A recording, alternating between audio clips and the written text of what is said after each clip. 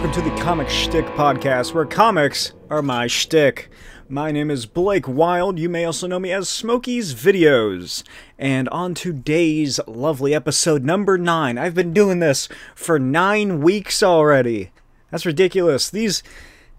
Something I've been learning about doing these weekly podcasts, because for my old podcast, The Cruising Altitude, which was about Tom Cruise films, we only did it once a month. But something I'm learning from doing a weekly podcast is that goddamn does time fly, and they sort of act as like miniature time capsules. So that's interesting. Anyway, I'm digressing. Today I'm going to be talking about Thor Love and Thunder, the teaser trailer that was released on Monday. Actually a lot of DC-related news, and the future of comics. As we know, that's what the title is. But before I get started, today's episode is brought to you by Destructo Boy, issue number 1. Y'all knew it was coming. Destructo Boy, issue number 1 of 5, The Era of Alpha Cardinal, part 1 of 2. It is available on my Etsy shop for $9.99 for a physical copy, or $5 for a digital copy, which is a PDF file. The physical copy, however, if you do order it, will come with a included free head sketch. I'll do a quick little head sketch of any character that you'd like. I've done Batman, I've done Two-Face, I did recently Fat Tony from The Simpsons. I'll do anything. Anime, if it's an anime character, let me know what the show is from, or what the show is, because I don't follow anime at all. I'll do anything. I'll draw any character you want. From like a head sketch, which is shoulders up generally. That is included with every physical purchase. This is a 24 page comic, complete. I don't know why I always do that. I always start it flipping it like that, and then I flip it over this way.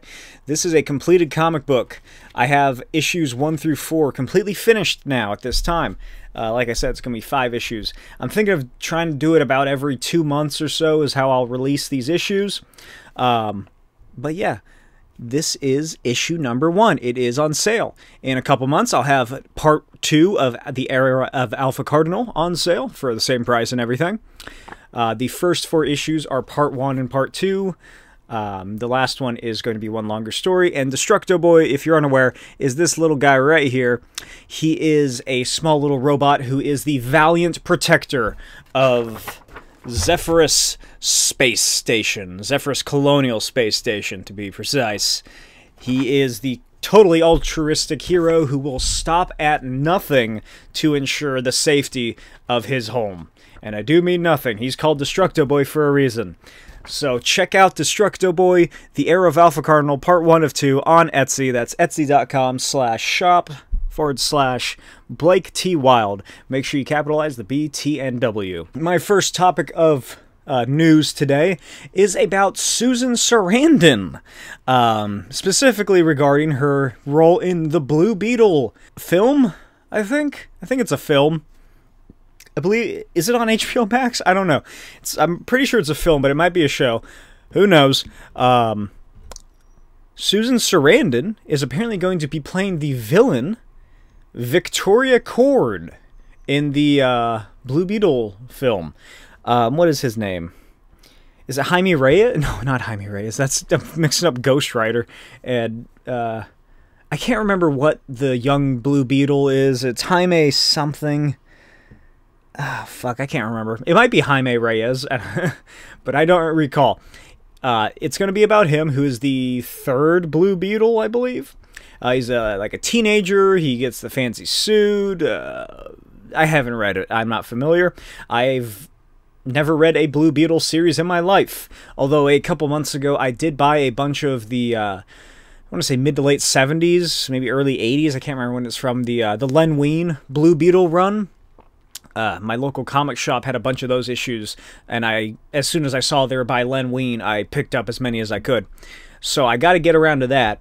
But yeah, I've never been too familiar with Blue Beetle as a standalone. I know he was the inspiration for Night Owl and Watchmen. He's like a scientist. Typically, he's Ted Cord. That's the Blue Beetle I'm most familiar with. Jaime Reyes, I keep saying that name, the third Blue Beetle, new Beetle. I'm familiar with him mostly through Batman Brave and the Bold, and he's a very fun character there. But Victoria Cord is seemingly a completely newly created character for this film, which leads me to believe that it might be some sort of Mr. and Mrs. Smith situation, which, if you're unaware, was a film starring, was it Tom Cruise or was it like Brad Pitt or somebody? I can't remember. There's like 3 of those kind of films where it's like a husband and wife spy adventure thriller film. Those were like all the rage in the aughts. But Mr. and Mrs. Smith is about these 2 spies, husband and wife, who are working for warring like organizations and they don't realize it. So it might be something along those lines where Ted Kord doesn't realize that his wife Victoria is a villain. I'm just going to assume that he dies or she kills him or something, and that's how New Beetle gets his suit. That's really all I have to say about that. Like, I don't know much about this film. I really haven't heard much about it, like in terms of leaks and rumors. I don't know. But I am looking forward to it because, especially if they can get the suit to look really good, that'll be really interesting to see. It'll probably be compared to the Iron Spider costume from like Infinity War and Endgame and the other one, Far From Home, whatever movies that suit was in. So get ready for those comparisons. Get ready for the comparisons of New Beetle being compared to Spider-Man, because they're coming. I'm just waiting for them. It seems like Blue Beetle has sort of been under the radar for most people of that ilk. But it's gonna get there, and people are gonna be complaining about how they made Blue Beetle a little Mexican kid, even though they've never read a single issue of Blue Beetle in their lives. Let's move on to the next bit of DC news, which relates to Batman. Not The Batman, which is now out on HBO Max, but Michael Keaton's Batman. They released an official image of his suit. It looks like it's one of those cardboard cutouts, like standees that shops can get, or for personal use. I don't judge that outwardly. It's essentially a slightly updated version of his original Batsuit. It has like sharper edges maybe here and there, like the abs are more rectangular, I think. The main difference is that it is entirely black, and the belt is even black, because the original one it still has the yellow oval on the chest with the bat symbol, and the original had a yellow belt going around his waist. This one, it's like little like capsules along his waist. Can't really see it from this angle, that are just all black, and it doesn't look like he's wearing the Nike boots. Which is a shame. I can't believe they've done this. They've made a new Michael Keaton Batman suit, and he doesn't have the Nike shoes. Moving on to more DC news. DC's Wonder Twins movie has been, well, it's been announced, and it's officially cast the 2 Wonder Twins, whose names I cannot remember. I can only remember the twins from G.I. Joe. Tomats and Zammot. If you're unfamiliar with the Wonder Twins, they were from, was it Super Friends? Is that the show they were introduced in? It was one of the 70s, 80s cartoons with the Justice League. That fucking bird is pissing me off. I'm gonna go Zooey Deschanel all over it in that one movie. I can't remember what it is. Is that Failure to Launch? Is that the movie where she and the guy fall in love when she's trying to kill a mockingbird that's on her balcony? Anyway... the movie... No, wait, what was I talking about? I was talking about Wonder Twins. They can shapeshift. And they have a pet monkey. That's blue. I've never seen any of the Wonder Twins episodes or anything from Super Friends. I've never seen Super Friends. The only thing I know Wonder Twins really from, aside from that I've seen, is, like, sketches in Robot Chicken. So the Wonder Twins, they can go like, form of a bucket of water, which is, that's from Robot Chicken.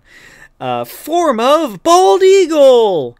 you know, and then they clap their finger or their hands together like that. They fist each other. These brother and sister, they start fisting each other, and they transform.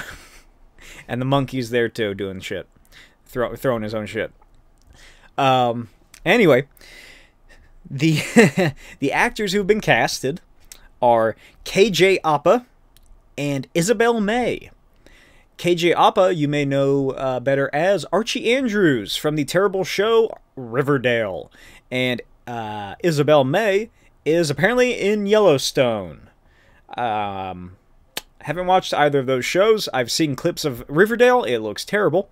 And I have no idea what Yellowstone's about. I'm confused by it. I was talking about it to somebody one time because I overheard, like, on the radio or something, these people talking about it, and they're like, oh, yeah, it's, there's, oh, what the fuck is the dude's name? The guy who played Pa Kent. I can't remember. It's him doing stuff in the modern day, and then there's also, like, in the past version of the show as well, like, there's different time periods that they're showing, but then somebody was like, oh yeah, no, it's 2 different versions of Yellowstone. I don't fucking know. Apparently there's a lot of killing that happens. But yeah, Isabel May, she's from Yellowstone. Adam, oh, here we go. Sizikiel? Adam Sizikiel? Who worked on the script of Dwayne Johnson's upcoming Black Adam movie, is writing and directing. I think I took all this information from a tweet. I should have sourced that. And Marty Bowen and Wick Godfrey of Temple Hill are producing. I don't know what Temple Hill is. But that's information pertaining to the Wonder Twins. On to some more DC news. And that is DC/Discovery/Warner Brothers news. Discovery has bought Warner Brothers, and with it, DC Comics. Taken from a Variety exclusive article by Brent Lang and Matt Donnelly. This is all in quotes from their article. Zaslav, who is he's like the CEO, I believe, of Discovery. Zaslav vetted candidates with experience in creating and nurturing blockbuster intellectual property, with a goal of potentially finding someone to serve as a creative and strategic czar, similar to what Marvel has in Kevin Feige. So essentially from that article, it's Discovery has come in and they're like, what the fuck are you people doing? You have characters that are older than anything Marvel has, and you're not doing shit with them. You had that whole spiel with Zack Snyder where you were trying to be dark and shit, and that didn't work, but you still clung to it like a fucking cookie cutter fish onto a shark. And now you don't even know what you're doing. You're just making movie after movie. Some of them work, some of them don't as well. You need somebody here who knows what the fuck they're doing and can manage this. That's basically what it boils down to. Fucking, I don't know how they split up this article, but Lang and Donnelly continue. One insider suggested that Zaslav was less interested in finding a creative guru and more eager to hire someone who had the type of business background needed to keep all the different factions, all the different factions at DC working more harmoniously, which sounds to me like corporate synergy, which is what I fucking hate about Marvel. Discovery insiders believe that although DC has achieved cinematic success with recent films such as Aquaman and The Batman, it lacks a coherent, creative, and brand strategy. Yeah, no shit. You don't need goddamn insider information to tell you that. Discovery believes that several top-shelf characters such as Superman have been left to languish and need to be revitalized. Again, no shit. This is my favorite part. They also believe that projects like Todd Phillips's Joker are a shining example of how second-build characters from the DC library can and should be exploited. Margot Robbie's Harley Quinn is another example. You know, those second-rate characters, the Joker and Harley Quinn. What the fuck does that mean? You should have said Shazam if anything. Shazam and Peacemaker are the examples they should have used. Because, goddamn, come on. You fucking Joker as a second build character? Can you even say that when he has his own goddamn movie? So, yeah, it looks like there's going to be a lot of inner workings and reworking of machinations over at DC, and, well, mostly Warner Brothers, I'd imagine, because DC probably they don't care enough about. They still see it as an IP farm, I'd imagine, but I feel like if anything we would see from this out of DC Comics, it might be...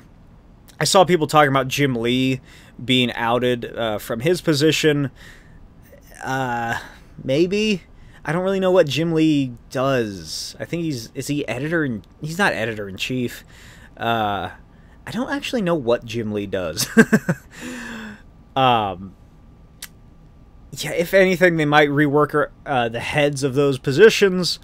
They're probably going to try and get some more synergizing going. Maybe they've already started, and you know, the new push for Black Adam is a stepping stone to continuing that. But for the most part, this seems primarily focused on the real moneymaker being the film industry. So yeah, that concludes my DC news for the week. And let's move right on to Thor Love and Thunder teaser trailer. I did a trailer dissection video, like I do when there's new trailers out, usually, depending on how I feel, or like if I'm interested enough. I didn't do one on like Doctor Strange or anything, just because I'm really excited about that movie, and although I've read a lot of leaks and rumors, I want to go into it as blind as I can. Just because I loved the first Doctor Strange. I saw it 2 or 3 times in theaters. One of those times I got really high and I watched it in 3D, and it was amazing. I really dig Doctor Strange, and I'm really looking forward to this multiverse movie, so that's why I skipped that one. But Thor Love and Thunder, goddamn, that was a great teaser trailer. I gave myself such limited notes here. It just says speculation, Zeus, Hercules, Guardians of the Galaxy, Funko Pops. God damn it, past me. Really, just, you know, go watch the trailer dissection video I did. It's on my YouTube channel, Smokey's Videos. It's going to be the most recent video, probably, once this episode goes up on air on Friday. From what we've seen there, it's... Thor is in a funk. He is depressed. He doesn't know what he's really doing with his life now. It's, you know, he was depressed after Infinity War, and those whole 5 years, he did nothing. He was just hanging out with Korg and Maik. But then when the Avengers came back, they gave him that little bit of hope and inspiration to take action. But clearly, it wasn't enough. You know, because like it was like getting the band back together. It's like when Thor is like the guy of the group of friends who doesn't leave town, and then years later, everybody's like, "Hey, we should," like, you get in contact again, like, "Hey, we should meet up and have a drink, you know, party like we used to." And Thor's the guy who's depressed and he hasn't seen his friends in years, and then they all come back for that one night. And it's great. Everybody's happy. They're laughing. It's just like old times. And then the next day, they're all gone. And Thor has to, you know, go back to his nothing. He doesn't have anything. That's why he goes off with the Guardians of the Galaxy, because there's not really much on Earth for him. He and Jane didn't work out. The Avengers are gone. Valkyrie is leading New Asgard. Thor doesn't want any of that because he doesn't believe in himself as a leader. Probably because when he was the leader of Asgard, Asgard blew the fuck up, and then half of their people got brutally murdered, and then half of that half got wiped from existence. So, you know, clearly he's having personal issues, and we see that in this trailer, and I really dig that. That's the direction they're going. That's what I love about Taika Waititi's films so much, is that they have so much emotional substance in addition to comedic value. His 2010 film, Boy, is one of my favorite films. It's about a young boy who has an absent father. His mother is dead. She passed away years ago. I think it might have been when she was giving birth to her second son. So it's Boy, which is what everybody calls him, and his little brother living with their aunt or their grandmother, I can't remember. And it's this like sort of coming of age tale, and then about the boy fantasizing about, you know, getting out of this shitty little rural town that he's in and being with his father, who he hasn't seen in years, and he's built up all this emotional, you know, mental imagery of him. And then his father finally comes into town, and he's a piece of shit scumbag guy who, you know, abandoned his family and comes and goes as he pleases, mostly goes. Rarely does he come back. And he's taken advantage of Boy's, you know, he's taken advantage of their relationship as father and son rather than actually caring for him. It's a beautiful film. I love it. It has a great soundtrack. It's a great story. Although he's not a great character, he does get a bit of, what's the word I'm looking for? I can't remember. He gets some character growth, and he gets, I can't think of the word. I'm blanking completely. Anyway, that's what I love about Taika Waititi. Thor Ragnarok, it had that, but it was a lot more comedy. This one seems like it'll take a little bit slower route, because Thor Ragnarok, that was just go, go, go. This, based on this teaser trailer is what I should say, it seems like we'll be seeing a lot more of Thor as a person, rather than Thor as, like, a badass character who is action scenes and, you know, fights and whatnot. So I'm really looking forward to that. And, of course, we see Zeus, played by Russell Crowe, who I am desperately hoping means that Hercules will be in the film. Hercules and Thor have a very long history together. Typically, they're, like, bros for the most part, but, like, you know, they have a nice rivalry between them because, you know, they're both badass, muscular gods, so they always try and show off or, like, one-up each other and get in the fights. I really want Thor to go to Zeus, and for Zeus to treat him like the son he's never had. And for Hercules to be jealous from that. I don't know, I'm expecting Zeus to die at the hands of Gore, and then for Hercules to take over ruling Olympus, and, you know, as like a mirror version of Thor. What I'm expecting, if Hercules in this movie, then I am expecting him to be the counterpart to this older, matured, emotional Thor, who will be, you know, he's seen a lot of shit, and he's not who he used to be. So I think that if Hercules is in this film, he will reflect who Thor used to be. You know, like sort of Thor 1 version of Thor, where he was boastful, and he was arrogant, and just all generally full of himself, just always wanting to ready to fight. So hopefully he is in this, just because that would be I need to see Hercules. I want Hercules, god damn it. And then you can bring in Wolverine from the other universe, where the Exiles comic strip, I think is what it was in, where they're gay lovers. And, oh god, that's such a great comic. I'm pretty sure it's called The Exiles. There's 3 volumes of it. They're like multiverse traveling X-Men. Go read it. It's great. Guardians of the Galaxy are going to be in it, obviously. It's nice to see Kraglin is hanging out with them. I love that guy. I talked about this in the trailer breakdown video at the very end, but my theory is that, or my, yeah, I guess it's a theory. My theory for the plot is that the Guardians stuff that we see in this trailer, that's all going to be Act 1. It's, Act 1 is going to be, I think I talked about it last week. I expect the film to open with a little backstory for Gore, like how he gets the sword, why he is a militant atheist. I just realized Gore is the ultimate militant atheist.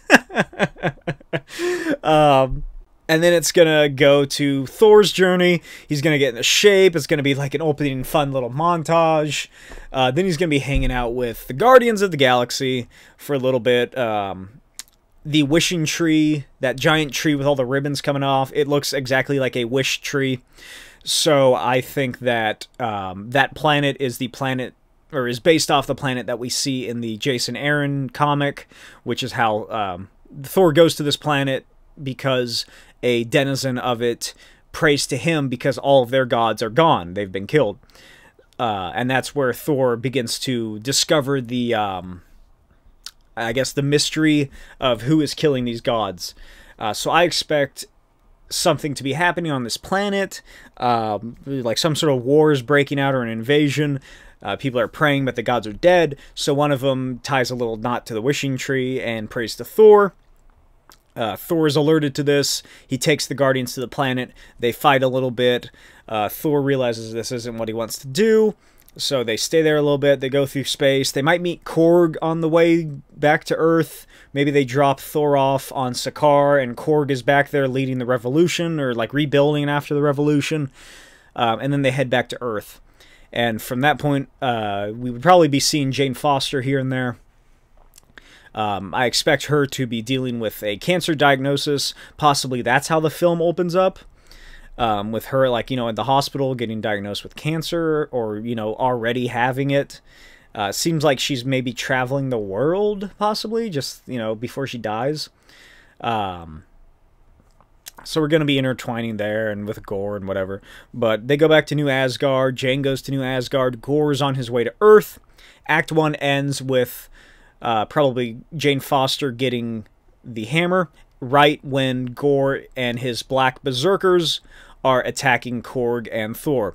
Another thing I just thought of is that Gore might not even show up until sometime in Act 2, because if I'm correct, and Korg meets, or Thor's dropped off with Korg, these motherfuckers need to have such similar names. Just Gore, Korg, Thor. Maybe Thor gets dropped off with Korg, they head back to Earth, but on the way back, they start finding more and more dead bodies of gods, like the behemoth in the trailer that's ripped directly from the comic panel. Because in those scenes in the comics, that's where Thor... oh, god damn it, what the fuck? That is where Thor finds the Black Berserkers, which are like goop monsters, like watchdogs, kind of, that Gore leaves behind at his kills to make sure anybody investigating also gets killed. So maybe one of them, like maybe they either, like, some of them sneak onto the ship that Korg and Thor are using to travel, or maybe I don't know, they, like, hunt him down back to Earth, and Gore sends a bunch of them there. It's something along those lines, and then all the monsters attack New Asgard, which is what we see at the end of the trailer. And that's, you know, they fight, blah, blah, blah, and then they win, there's casualties, New Asgard's mostly destroyed.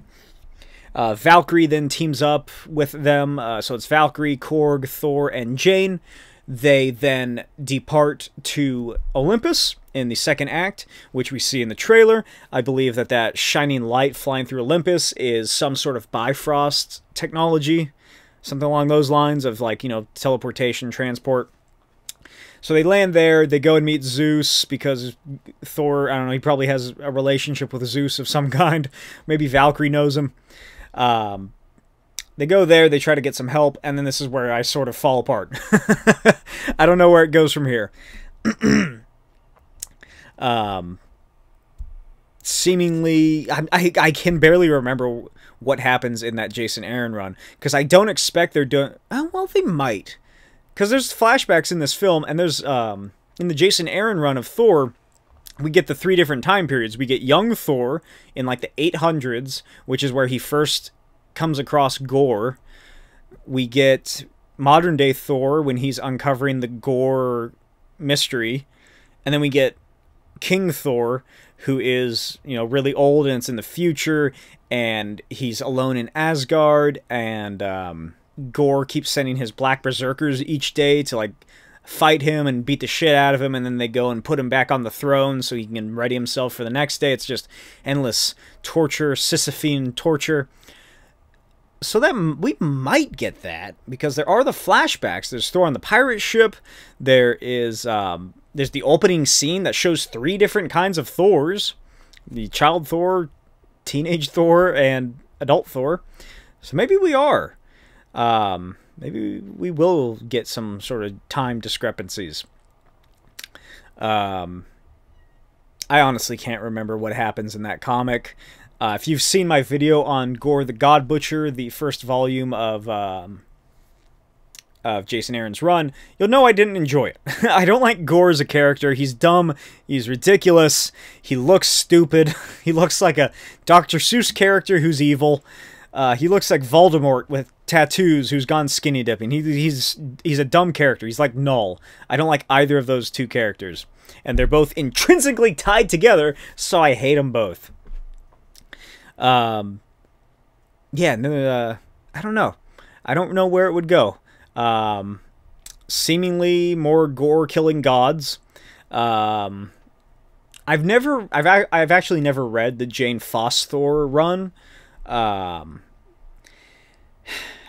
would assume that comes after Gore the God Butcher, I believe. Because Gore was like 2011? Is that when that came out? That was like early 2010s, and Jane Foss Thor wasn't like until 2013, 2014 maybe? Can't remember. I never got to that point, is what I'm saying. So I'm also not familiar with that storyline or what happens in it. Not because I'm, not because, oh, they made Thor a woman! or anything like that. I just never got around to it. Speaking of them making Thor a woman, if you really want to piss off those incel idiots who are bitching about Jane Foss Thor, which please, everybody, if you've made it this far, can you please start referring to Jane Foster as Jane Foss Thor? If you need to know how to spell it, I've been doing it F-O-S-T-H-O-R. I've capitalized the F and the T, so it's like 2 words, a portmanteau. Please start calling her that. Can we please get that to become a thing? Like, I don't care where you do it. Do it on Twitter, Instagram, Discord channels, or Discord servers, YouTube. Just comment that everywhere whenever it's brought up. If somebody's like, yeah, Jane Foster is a great character, and you agree, you're like, yeah, I love Jane Foss Thor. Just please make that a thing, because I don't see anybody doing it. I feel like I'm the only one. If you see anybody who's bitching about Jane Foster being Thor, I like to point out that, especially if they're like, oh my god, Marvel's woke now, they're doing SJW, they're making Thor a woman. I enjoy pointing out the fact that Jane Foster Thor was from the goddamn 70s, in an issue of What If. I pointed that out to some dipshit online, and their reply, I say their, but it's 99% a man, said something along the lines of, that's a What If comic, it doesn't count. Jesus Christ, these people are fucking idiots. I'll tell you what. Yeah, I guess that's where I'll leave it off on Thor Love and Thunder. I'll probably do another trailer dissection video on the actual trailer, because it's only a teaser trailer right now, so they're gonna have another one coming out. I'll probably only do it for the first trailer, maybe. I don't know. Depends on how I feel. I might continue it depending on how many trailers they release. But yeah, I am definitely excited for Thor Love and Thunder.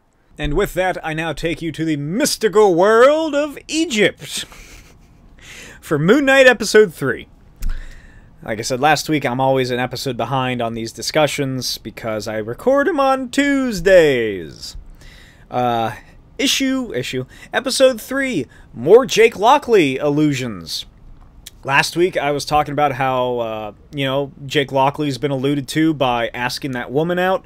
Now he's definitely been alluded to by neither Steven nor Mark being able to remember doing something, which is threatening those cartoonishly evil thugs.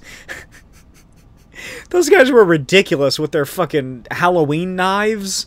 That are like just perfect chrome. I was like, why are their knives that fucking shiny? And then it was when they were talking on a reflection, I was like, oh, that's why. What else do I have here? Like always, I loved it. I love this show. The sudden eclipse was interesting. I like that Khonshu can just fuck with the moon and the stars. The meeting of the gods was alright. I was hoping to see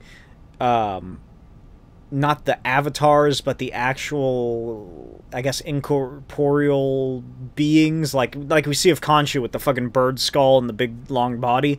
I was hoping we would see that for the other gods, but no, it was just them. It was just the people. But that was a great scene of all of these gods are speaking, speaking respectfully, taking their turns, speaking through their avatars. And then when Khonshu would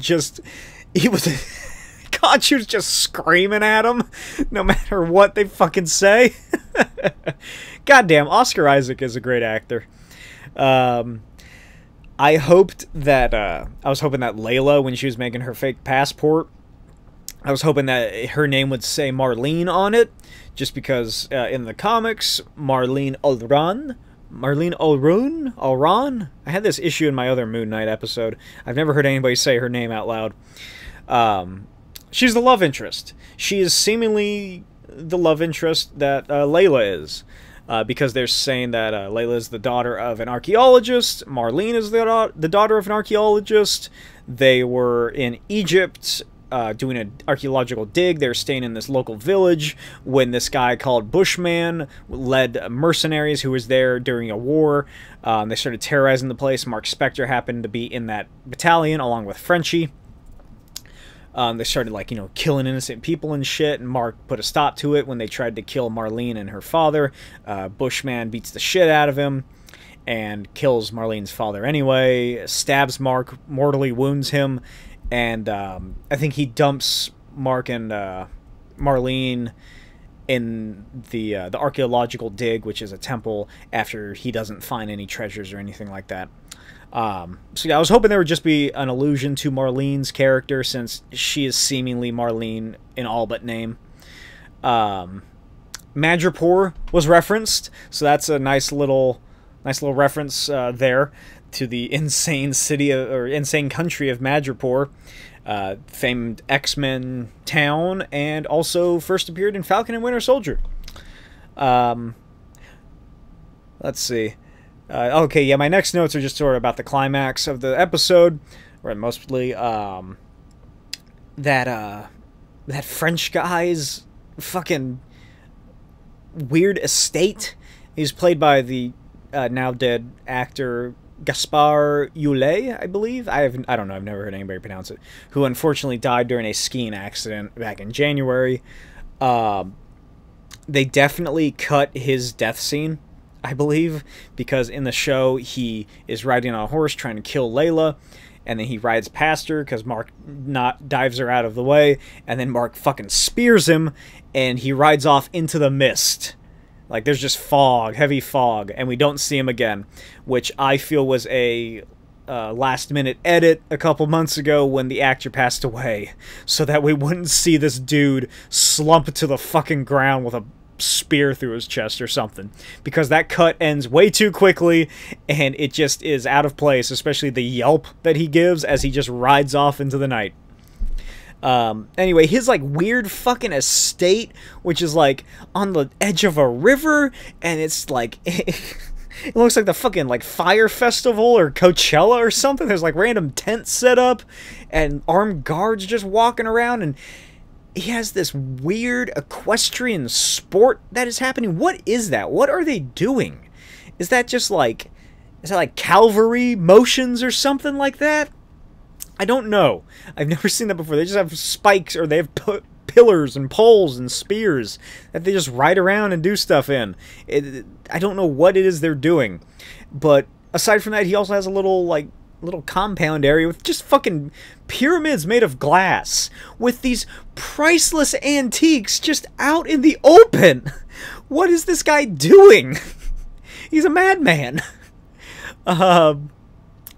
Let's see, what else? Yes, so then Mark switches clothes to the weird Moon Knight pseudo suit jacket that we see in the posters, and, you know, Khonshu has been imprisoned, which makes me wonder if he can still turn into Moon Knight. Does he still have the power? Does he still have the strength? Does he still have the invulnerability?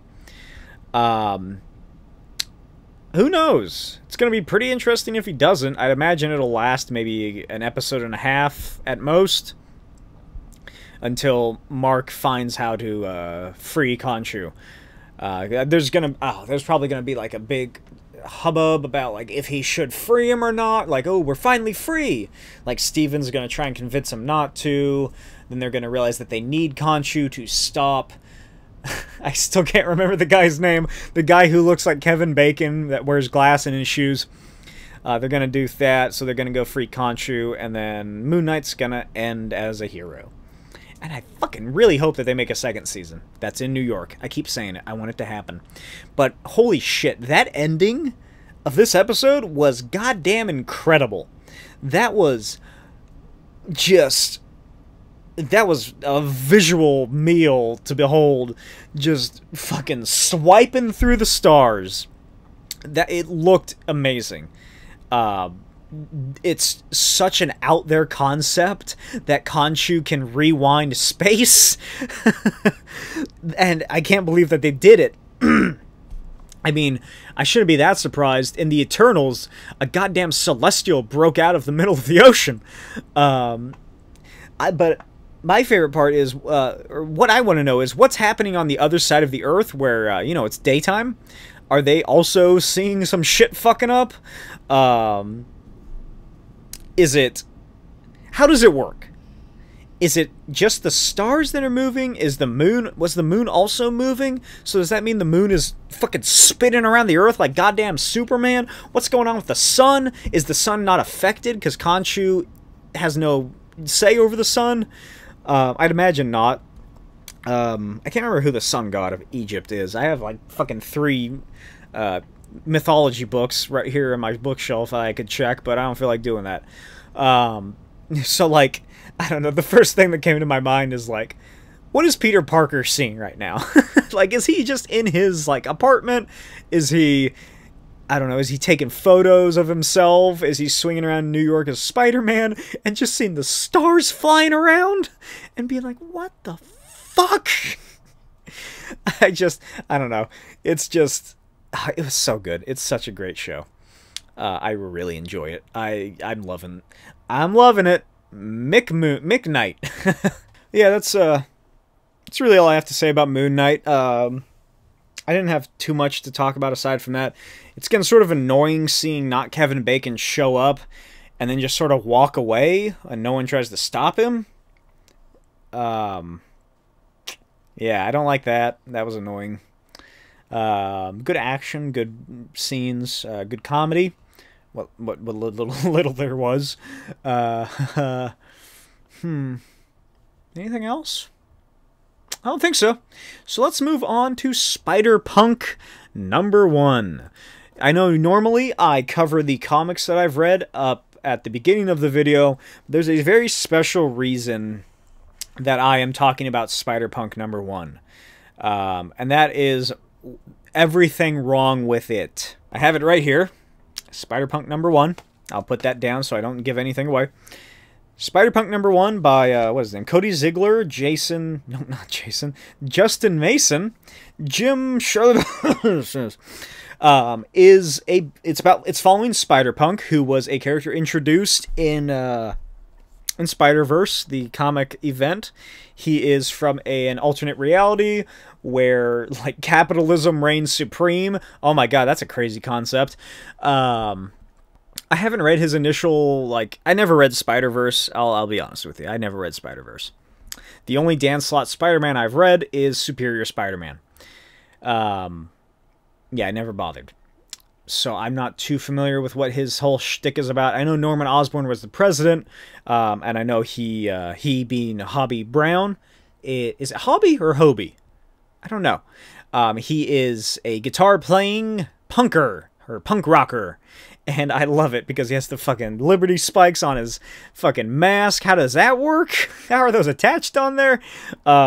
He's just a really fun design character. All of the punkized versions of the hero characters in this book and his other appearances are just so fucking great. I love it all. Whoops. I hope that they can, like, they reprint Spider-Punk as a larger collection with, like, all of his appearances in it, because that would be a really nice way to read through it. But with how shitty Marvel and, by extent, Disney are about reprinting their shit, I doubt it's ever going to happen. Just wait for Spider-Punk to appear in Spider-Verse 2 or Spider-Verse 2 Part 2, and for these prices to skyrocket, and Marvel not to publish anything. Yeah, so general story. It happens after Spider-Verse, obviously. Spider-Punk is hanging out with Captain Anarchy, who, you know, is this version's Captain America. There's also Hulk. I can't remember if he has a special punk name. He's there too. They all live out of a community center with Riri Williams, or Ree, as they call her. Pretty sure this is her first appearance as well. You know, she's a punk version of Riri. Everything's great. She has fucking, like, spikes on her armor and shit, and she has, like, knee-high boots onto the Iron Man suit. I think it might only be from, like, the chest or the knees up is all the suit that she has. Fuck, it's such a fun story. Anyway, it opens up with them fighting Kraven the Hunter, Kraven and the Hunters, who is a rival band who have been given fucking, like, insane laser guns and have been told to go and fuck up the community so that people run away and don't want to live there, and they leave, and then, like, someone else can come in and gentrify the place.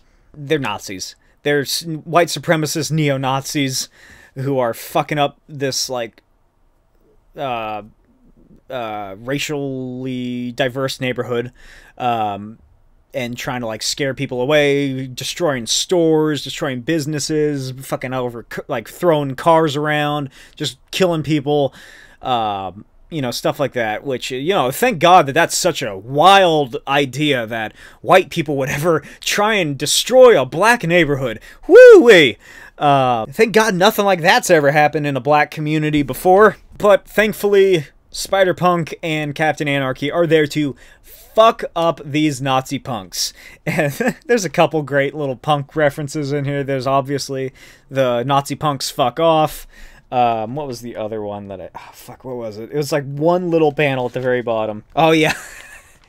It's Kraven getting ready to fight Spider-Punk, and he says, "Pathetic, you're all trash and you'll always be trash. Face me, Spider-Punk, for one last caress." Which is a song by Glenn Danzig and the Misfits. One Last Caress. I don't know if I should sing it. Why don't I? The lyrics, if you've never heard it before, it's a great song.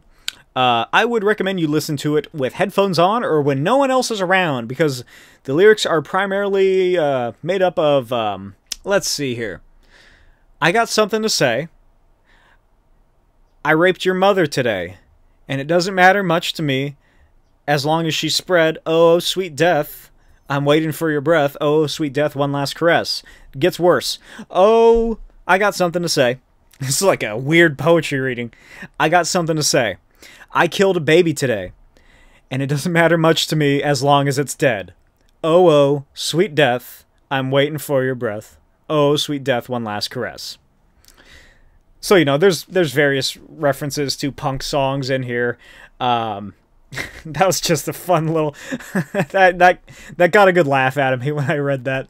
I haven't read anything before by Cody Ziegler, so I don't know what I can't remember what else he's done, but I should definitely look into that, because I did enjoy the story of Spider-Punk. I will be picking up the issues.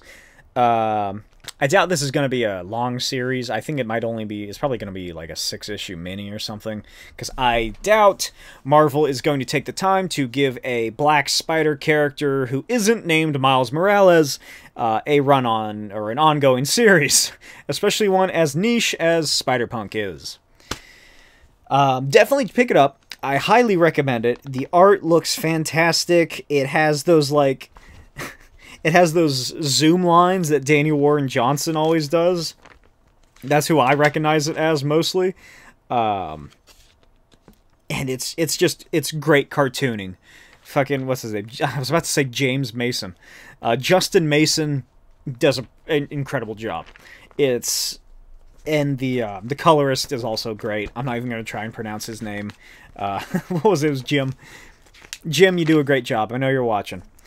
Fucking just look at this. Look at those colors right there.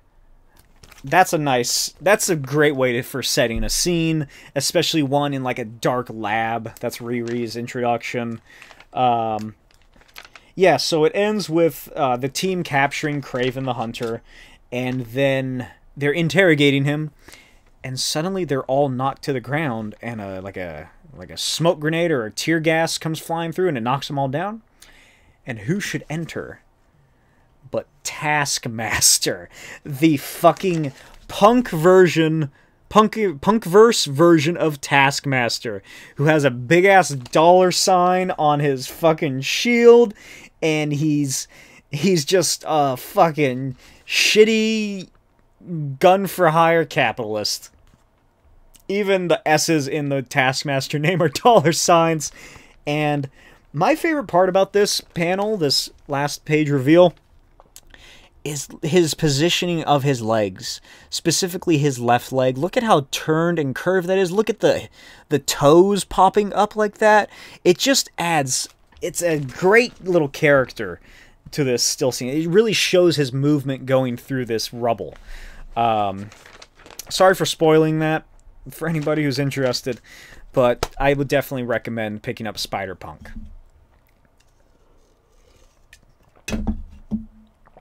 But my discussion of how much I love Spider-Punk ends there, because I also hate Spider-Punk. And that is because this also will lead into my final topic of the day, which is the future of comics. And the reason I hate Spider-Punk is not the story, it's not the fact that this is a black character by a black writer, it's not because they make fun of Nazis or whatever else these fucking idiots are complaining about. It is because this goddamn book... Look at that! Fucking, it is the cheapest, shittiest paper I have seen on a comic book in a long time. It fucking... Do I have it over here? It is such a poorly printed and shittiest material I've seen. So, look at it, it just flops over. It looks like this. Hey, here's my original issue of Amazing Spider-Man 1 or Amazing Fantasy 15. No, it's the what year is this from? This was one that was printed. I believe this was just like a reprint. I don't know if this was one of the ones that came with the Toy Biz figures. It was along those lines. What is this? Yeah, it was the Spider-Man collectible series, which was from 2006. Is when they printed this piece of shit. And it is the cheapest fucking paper you can find. Let me check. Yeah, 2006. And it's like shitty gloss. You can see that. Let me see if I can get... Look at that. It is almost the exact same as this. Even though this is far worse. This is terrible. And... fucking 16 years apart, and we're back to this. I grabbed some fairly recent books that I could find from my recently read stack, and that is Devil's Reign #5 and World's Finest #1. Here's Devil's Reign. It is printed on equally glossy paper, which I hate. I hate glossy paper. It looks ugly. If you're reading in a room that's too bright, it obscures the art. But look at this. Here it is. It still flops, but it doesn't do it as much. Look at this fucking shit. It's like a goddamn Viagra commercial. It has a harder stock of paper as the cover. I don't know what it is. Here is World's Finest. Same thing. It still flops around. If you hold it like that. Okay, that's not very good. But it's not as bad as this. Look at this. Here, let me try it again. Boom, holding it right there. I can't even see. My fucking thing's blocking me. Boom. Boom. It's about the same. This isn't really going to work if you're listening to this episode, I realize. So just skip this part, I guess. Go watch the YouTube video of it. This has great paper. It's just a little bit glossy. It has a texture to it that's, you know, sort of matte. But it's not cheap. It doesn't feel cheap. It feels good. Compare that to this fucking shit. Look at this. I can't even look at that. Look how shiny it is. I'm just gonna move it around this fucking ring light I have. Look at that. You can see the pages. Do you see that? Do you see those fucking lines and shit in this goddamn paper? It looks wet. It looks and feels like it's been water damaged. And I don't know why. Is this what everybody else's fucking looks like? Because goddamn, Marvel, what is happening? It's like newsprint, but I would have preferred newsprint because that has the novelty of something different. It would be a novelty because it would have made it more punk if this was like shitty newsprint paper. Not even like this. This isn't even newsprint. Newsprint's more expensive now, ironically, because it's a different version. You know, you gotta specially do it. But goddamn, this is a piece of shit. If they had done something differently, if they had done like non-glossy, fucking just unglossed paper, and that is it's a fan-submitted topic. It's my first fan-submitted episode topic. It's also the it was recommended to me just the other day, and I was like, oh, that's actually a great idea. It was submitted onto one of my YouTube videos, Comic Schtick videos, by Charlie Hunter. So Charlie, here you go. Charlie, let me see, if I can find the actual comment. I took a screenshot of it so I wouldn't forget. I read it and I was like, that's a good idea. Talking about where I think comics are going. And whatnot. Like, I can save that for later. And then I opened this, and I was like, God damn it, I'm gonna fucking talk about it now. So Charlie Hunter says, nice pod. I got a question you can maybe answer in the next one. Where do you see the future of comics going? I feel like there's been some talk of DC and Marvel stopping their comic books. What do you think about that kind of stuff? Well, Charlie, comics aren't going to end anytime soon. DC's not going to stop making comics. Marvel's not going to stop making comics because at this point they are an IP farm. As pessimistic as that is, it is true. In particular at Marvel, just take a look at the Thor Love and Thunder trailer.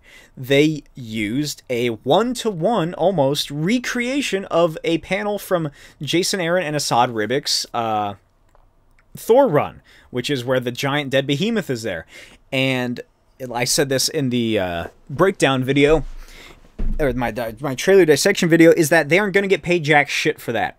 They were paid and hired for hire contracts. If anything, they might get some money here and there from creating gore, because that is all that, that's how it works now. That fucking bird. God damn it. You don't have to, if you're worrying about comics ending, you don't have to. Comics are going to continue. They have for nearly about 100 years now. Depending on when those initial funny books were created. If you're going by actual comics, then we got like actual, you know, comic books like this. Then we still, or actually I shouldn't have pointed out like this. We got about 15, 20 more years until they reach that 100-year mark. They're not going to go anywhere. Print is still happening, surprisingly. There are still people who enjoy it. There's weirdos like me who still enjoy print. Even if one day everybody decides we're going to stop making print comics, there's still going to be a giant digital market. I don't see DC or Marvel shutting down their comics division, like I said, because that's how they're making movies. The movie faction of the comics God knows how long that's going to last. Seems like for the past 5-10 years, people have been saying that the comic book movie bubble is going to burst. People are getting superhero fatigue. This and that. But I feel the Batman and Peacemaker and the Disney Plus shows prove otherwise. Ironically enough, I feel like a lot of those people saying that superhero fatigue was a thing was when movies such as, let me see, Batman v Superman was coming out, or Man of Steel, or Justice League. Just pretend that that's the theater release Justice League. Or Birds of Prey. The DC movies that nobody liked. And then Suicide Squad and Wonder Woman 84. I feel like a lot of that came from news sources, news sites, specifically for comics, saying that, oh, this movie's getting bad reviews, people don't seem to enjoy it, that must mean that comic books are dying. People have also been saying that People have been saying that comic books are dying since comic books became a goddamn thing.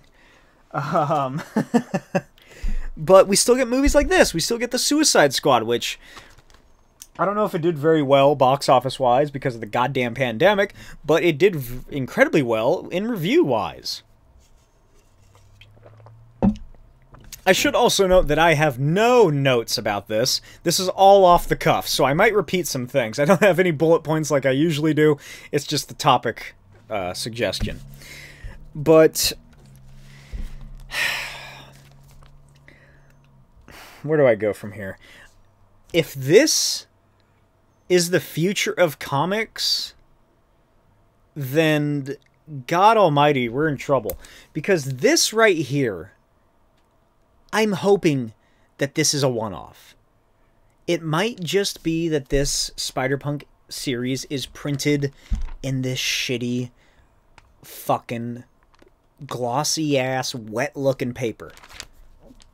Because, like I said earlier, they didn't believe in it. They thought, oh, it's just a little mini-series. Nobody's going to be interested in it. So let's just fucking try and recoup our money and printed on the cheapest stuff. Because if we start seeing, I don't know why I keep putting this down, well, there we go. If we start seeing books like this month after month, then that means that the companies that own Marvel and DC just don't care anymore. Either they're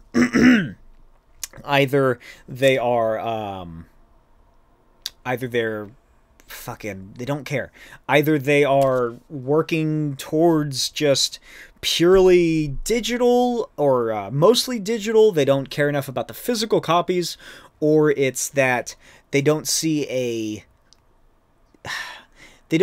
major purpose in there being comics continued, because the comics are just, like I said, a way to get movie and show ideas.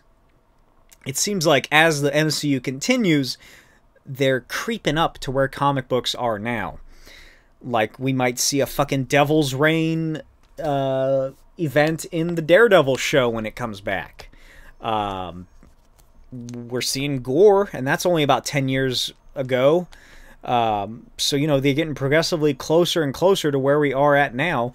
And at what point do they just decide, fuck it, you can make your books, you can make your funny books, but we're not going to let you really do it well. You're going to just print them on the shittiest paper, the shittiest, cheapest paper there is, fucking upload the files digitally wherever you want, and then just fax us the emails. I don't know why they're still using fax, but just send us your ideas. Send us like bullet-pointed checkpoint and brief synopsis of like new characters or story ideas. Send us everything from those comics to the studio, and then print your little funny books. Who cares? We don't. Nobody's buying your books. You know, comics aren't dying. They aren't doing well. Well, they are doing well. there, especially after the pandemic, there's an uptick in comic books. There's the speculator market, which I've talked about before, which is really helping cost production. I have right here, this is a variant cover of Devil's Reign, what is this, number 4, variant edition, featuring Kingpin and, fuck, I forgot, Typhoid Mary. I just completely blanked. I was too busy looking at this Spider-Man wristwatch. It's a variant cover. Variant covers are where they're making their money. The speculator market is back in force. It's... Hopefully, we are... Nope, I dropped that. Hopefully, we are not repeating the 90s. Because it seems like we are. But the difference with that happening is that if there is that implosion, Marvel doesn't have to worry about filing for bankruptcy because they're owned by Disney. And Disney wants to ensure that Marvel continues because Disney can sell Marvel merchandise. They can sell everything. They can still sell stuff as long as Marvel's active. I suppose they could do it if they shut it down, but why would they? Here's the question. For people who are wondering or worrying about comic books stopping and the future of comics, is why? Why would they stop?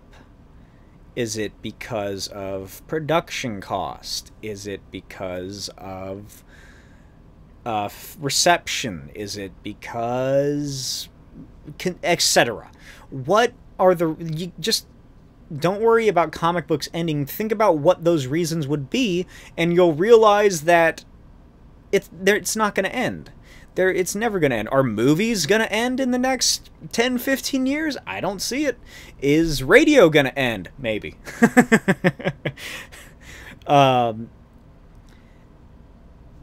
You don't have to worry about this.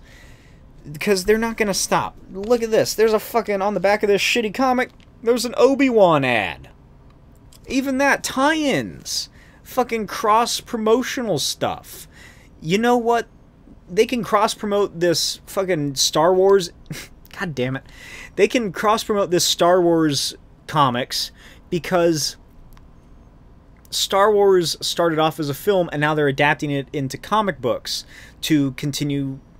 I can't even get this to... Look at that. Look at that fucking glare. What I'm trying to say is that they're still going to be making comics. But the difference between Star Wars and Marvel is that Marvel started out here. Marvel's going to continue to be here. The films are just the adaptation. Whereas the Star Wars stuff, that is the adaptation. They need to, like, make these to... sell and continue to promote the brand for Star Wars. Star Wars films. Is Star Wars gonna end soon? I think I heard that. I think I heard that Kathleen Kennedy is gonna shut down Star Wars. No, because they're gonna keep promoting it in these comic books. I've been talking a lot about Marvel. DC, same thing.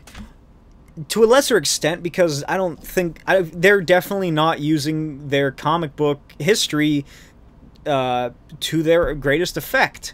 They have a longer history of comics than Marvel. About 20, almost 30 years. And maybe not that much, but about 20 years, 25 years. They have that head start on Marvel. But Marvel has the head start in movies. Which is why there's the whole Discovery thing going on for DC to recombobulate their current standing. Really, no. Because, no, I don't see comics ending. The future of comics is still bright. Because, like I said, I've only been talking about DC and Marvel. Those aren't the only two things of comics. There's Image. There's Boom. There's Dark Horse. There is the entire world of self-publishing. You can make your own comics and sell them online. Comics aren't going to stop. Especially not comics that make Disney and Discovery Warner Brothers millions of dollars. Because they promote these characters that the general public knows. And Image, they have Walking Dead, they have Invincible, they have the comic book adaptations to go off of. There is an endless amount for them to pick and choose. Netflix is doing it. They had I can't remember what it was. It was with the redheaded girl from It. That was a comic book adaptation from a couple years ago. God damn these sirens. There's all the Amazon adaptations. Those are fucking... The Boys is from... Is that Boom, I think? Boom Studios? The world of comics isn't relegated only to these books, to Marvel and DC. It's not the big two. Or the big three, if you count Image. And to top it all off, even if comic books ended... If Disney and Warner Brothers and DC and Marvel came, and Image and like all the other like Dark Horse, Boom, all the big people, all the big players currently came together and they're like, we just killed the owner of Diamond Distribution and we have all agreed and shaken hands and signed contracts they were never going to produce or create or write or draw another comic again, then you will still have nearly 100 years worth of comic books left to read. They're gonna be weird. They're gonna be from a different time, but right here, you're not gonna be able to see this, I have The Demon #7 by Jack Kirby, which is the first appearance of Clarion the Witch Boy. Obviously it's coverless, but right here, even if comics ended, there are enough books from the past fucking 30 years, let alone the past like 70, 80, 90 years, that'll last you a lifetime. Do you know how many comics are released each month? Especially fucking in the past? It was a lot of them. Let me see, do they have like a pre-order thing on here anywhere? A lot of the older Marvel books do. But DC was sort of give or take, like, hey, clip out this coupon, cut up your comic book, and you can get a book, or you can like sign up for a subscription service, and get mailed our books. They don't. They do not. So I don't know. I'm incoherently rambling like I normally do. This is why I make bullet points. So what I'm saying is that if this is the future of comics, then this means that Disney has stopped caring. This means that Marvel has stopped caring. And they are just going to do their bare minimum in terms of production. There will still probably be great stories. This Spider-Punk is a great story. But how does that would affect the audience? So far I've been talking mainly about the companies themselves. How this affects the audience. What would be the critical, god damn it, the critical reception of these books is what helps them stay alive. If we reach a point where every book is like this, then I can see Marvel, and if it's all Marvel books, if Marvel starts doing this, something I was afraid of after I saw this was worrying about the Marvel, the new John Romita Jr. Zeb Wells Spider-Man. What if it's printed on this? That is gonna really fucking kill me and a lot of people who are looking forward to that series. And what happens if people stop buying these books? Then, you know, they're gonna start cutting back. Then it's just gonna be Spider-Man. But it's probably going to be 2 or 3 Spider-Man series because they got so many goddamn many of them. An Avengers series here and there.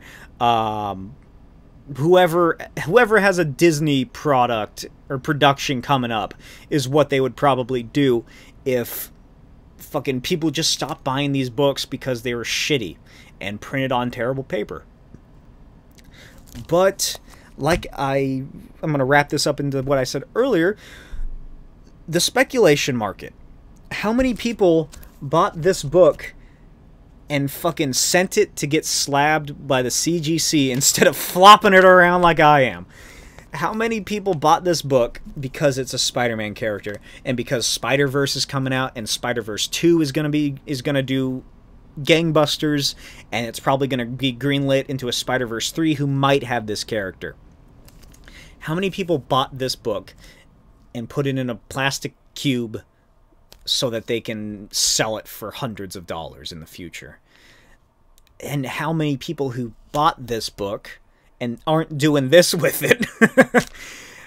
How many people, like, how many copies of this book did they buy? Because that's what's fucking helping. If people are still gonna keep buying all these books until the fucking people are gonna keep buying these books, like, no matter what, until the speculator market 2.0 explodes, implodes in on itself, they're gonna keep doing it. How many people are gonna buy this Obi-Wan #1 and slab it?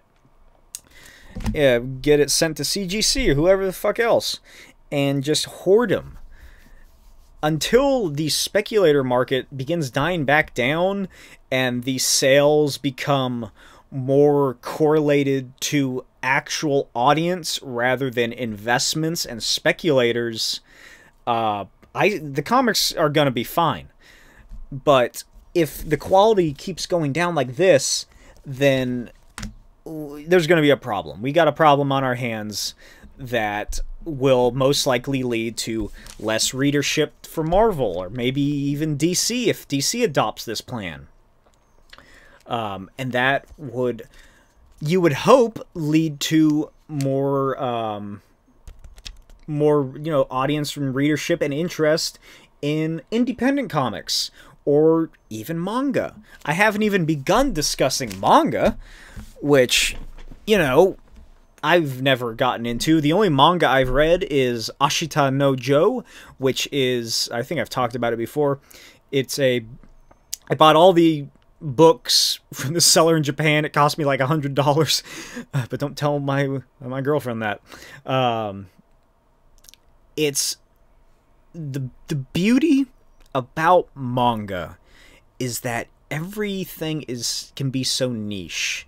There's a specific manga for everybody out there. This one is about a young boy who's trained by an ex-boxer turned homeless man to be the greatest boxer in Japan or something. I've only gotten 2 books in out of like 16. But there's baseball manga, there's cooking manga, there's this and that. And the past, maybe even my generation, I don't know.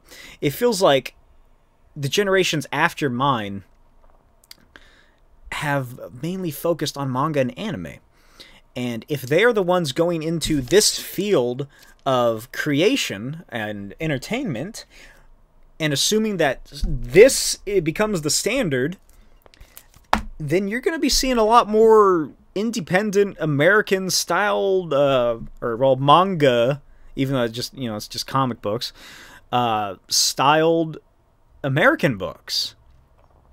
So maybe it'd be a good thing if Marvel and DC and Disney and Discovery and Warner Brothers got that kick in the teeth of showing that the audience isn't gonna accept this. They're gonna what's the phrase? It's like fight with your wallet or something like that. Vote with your wallet, some shit. Maybe it would be a good thing if they realized that this isn't right. This isn't what we want. And, to show them that, I feel the only way would be for the speculator boom to burst and people to just move away from the big two. Because, Image and Dark Horse, they're not doing this shit. They have quality service. Because they're built around that. Unless Image and Dark Horse and Boom, I guess, unless they get bought out by a larger company who begin crunching the numbers and you guys don't make that well of a profit, I see them always being far superior in terms of quality to Marvel and DC. I hope something in there answers your question, Charlie Hunter. I hope that alleviates some of your worries, maybe. Maybe it makes your worries worse. I don't know. The future... I'm not a futurist. I don't know. I don't know stuff. I know comic books. I barely know them because I can't remember their names half the times. Comics aren't going anywhere. Hopefully, you know, hopefully that answers your question on the future of comics. And it's about an hour and a half later, and I'm sitting here in a hot room because here in the northern hemisphere, it's becoming summer, and I live where it's very hot. And so I'm going to call it a day because I want to turn my fans back on and open my door and get some airflow in here. So let me know in the comments what you thought of this episode. How do you feel about the future of comics? Where do you think comics are going? What did you think about Moon Knight? Episode 3 or 4? Thor Love and Thunder, anything you got from there? What else did I talk about? Oh yeah, all that DC shit. Do you have any thoughts about DC? Just leave comments whenever. If you're watching the video, just leave a bunch of comments as you go. It helps my my YouTube channel out apparently when people leave a lot of comments. Yeah, as always, Destructo Boy, other exciting... Oh, no, that's not the right book. Destructo Boy, The Era of Alpha Cardinal, Part 1 of 2, on sale, $9.99 physical, $5 digital. Follow me on Instagram, @NotBlakeWild, and @Smokey's Videos for updates and some like my art stuff. It's where I usually post on there. I'm getting closer and closer to the episode 100 of What Is, which is all about Frank Miller's Batman. And there is going to be a very special surprise in there for people who watch it all the way through. That's all the more I'll say about that.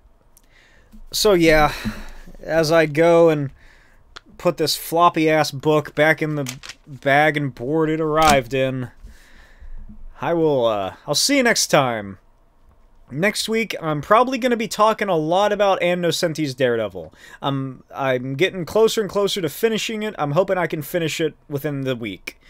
I'll also be talking about Moon Knight. Those are my two baselines currently as to definitive topics of interest.